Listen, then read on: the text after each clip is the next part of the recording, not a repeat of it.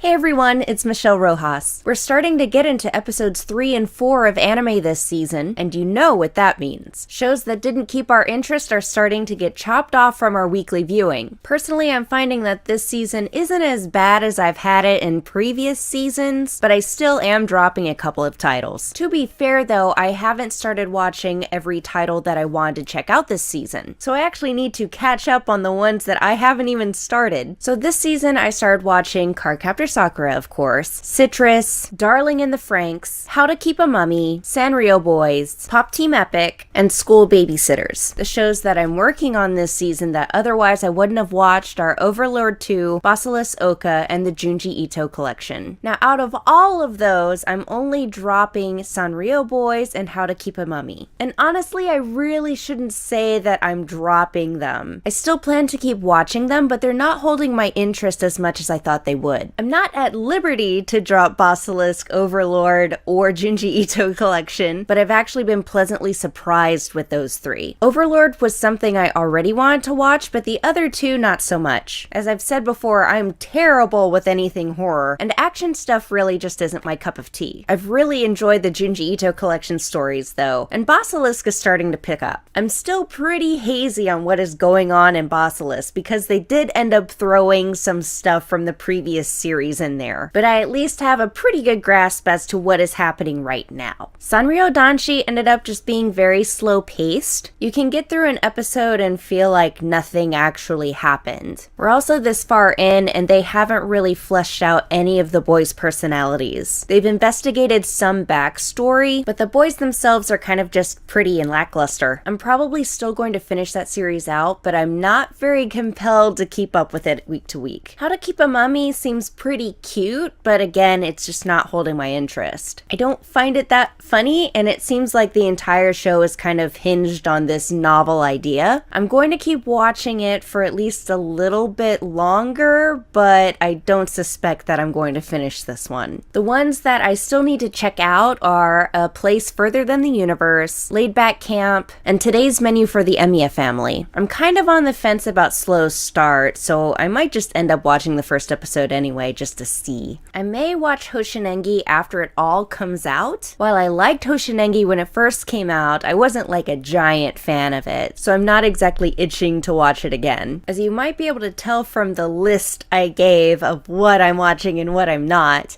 huge into harem shows or sports anime. Generally, my preferences lean towards giant robots, slice of life, or comedy. But if there's anything you think I would actually like from this season that I didn't list, go ahead and recommend it to me and I'll give it a try. I've Crunchyroll, Funimation, Amazon, Hulu, Netflix, so I can watch pretty much anything. Well, that's it for me, so as always, thank you for watching and see you tomorrow.